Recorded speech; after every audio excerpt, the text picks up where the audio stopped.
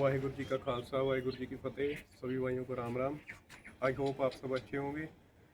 आज हम बात करेंगे 8 पो के बारे में। 8 पो को क्या हुआ था इसके बारे में। ठीक है, देखो जैसे 7 पो को गुरु गोविंद सिंह जी और छोटे साहिबजादे माता गुजर कौर ये अलग हो गए थे, बिछोड़ा हो गया था इनका सरसा नदी पे। उसके बाद गुरु गोविंद सिंह जी के साथ 40 सिख, गुरु गोविंद सिंह जी बड़े साहिबजादे, सॉरी बड़े साहिबजादे, वो चमकौर की गढ़ी में चले गए थे इनके साथ। तो वहाँ पे क्या हुआ, चमकौर की गढ़ी में मुगलों ने 10 लाख की फौज लेके चमकौर की गढ़ी को घेर लिया। आप देखो कि 40 सिख, उनके सामने 10 लाख की फौज, बहुत बड़ी बात होती है।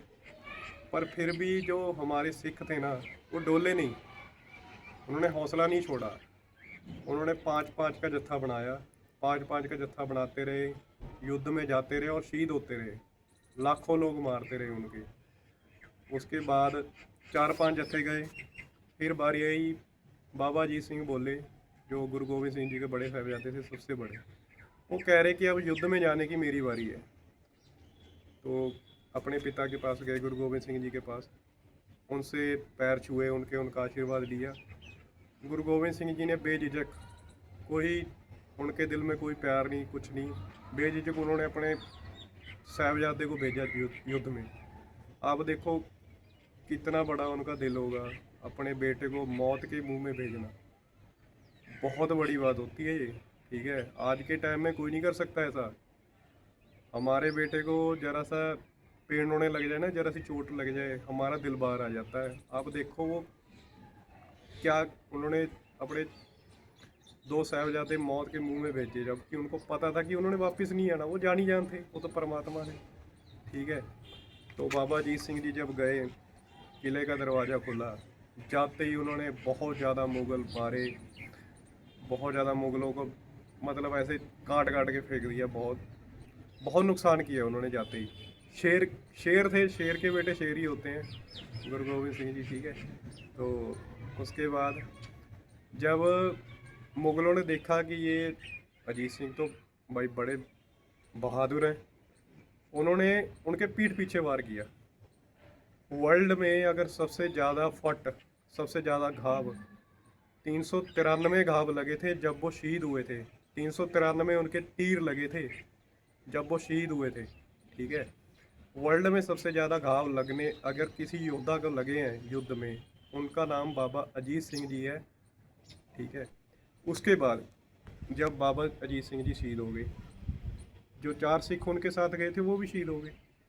चलो, उसके बाद बारी आती है बाबा जुझार सिंह जी की। ठीक है, तब जुझार सिंह जी, जब सिंहों ने देखा कि बाबा अजीत सिंह जी तो शहीद हो गए, तो बाबा अजीत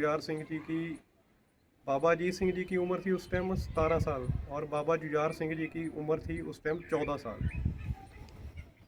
बाकी पक्का कन्फर्म नहीं है, जो इतिहास लिखा है मैं उसके हिसाब से बता रहा हूँ। ठीक है, इतने बड़े तो हम भी देवता नहीं है कि हम बता पाएँ, इतने बड़े हम ज्ञानी नहीं हैं, जो हमने सुना है वही हम बता रहे हैं। तो उसके बाद बाबा जुझार सिंह ने बोला 5 प्यारों को, जो गुरु गोविंद सिंह जी ने जब बनाए थे 5 प्यारे, 5 प्यारे का मतलब था कि उनकी जो बात है वही मतलब मानी जाएगी। ठीक है, उनके ऊपर कुछ नहीं। तो जब बाबा जी सिंह जुझार सिंह जी ने बोला कि मैं युद्ध में जाऊंगा, इसके बाद इनके बाद अब मैं जाऊंगा युद्ध में 4 सिंहों का जत्था लेके साथ में, तो 5 प्यारे बोले कि आपको, आपकी ज़रूरत है कौम को, आप नहीं जा सकते। तो उन्होंने बोला 5 प्यारों ने कि हम गुरु गोविंद सिंह जी से बात करते हैं कि वो आपको ना जाने दें। तो वो क्या करा उन्होंने, वो गुरु गोविंद सिंह जी के पास गए। उन्होंने बोला कि आप अपने बेटे जुझार सिंह को युद्ध में ना भेजो, मौत के मुंह में ना भेजो। तो गुरु गोविंद सिंह जी ने बोला कि इनसे पहले जितने भी सिंह गए, जितने भी सिंह शहीद हुए, वो भी मेरे बेटे ही थे ना, वो कोई गैर थोड़ी थे, वो भी मेरे बेटे ही थे। अब मैं अपने बेटों को युद्ध में क्यों भेजूँ?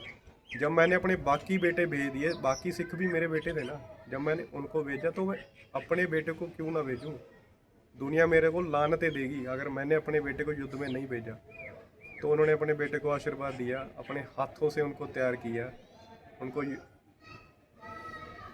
योद्धा बनाया, उनको शस्त्र पहनाए और उनको युद्ध में भेजा। उन्होंने युद्ध में जाते ही बहुत नुकसान किया उन्होंने भी मुग़लों का, और फिर मुग़ल डर गए।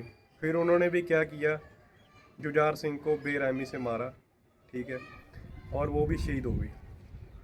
उसके बाद बाकी सिख शहीद हुए, और बाकी हम आपको बताएंगे आगे क्या हुआ, वो कल की वीडियो में बताएंगे।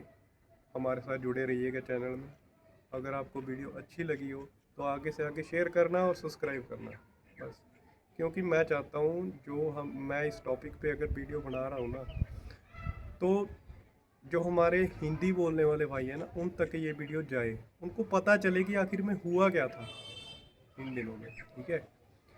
हमारा कोई ये मोटिव नहीं है धर्म परिवर्तन ना, ये मोटिव तो है ही नहीं मेरा। हम चाहते हैं कि हमारे बारे में पता चले कि उस टाइम क्या हुआ था। अपने बच्चों को पढ़ाओ, बच्चों को उनके जैसा दिलेर बनाओ, ठीक है।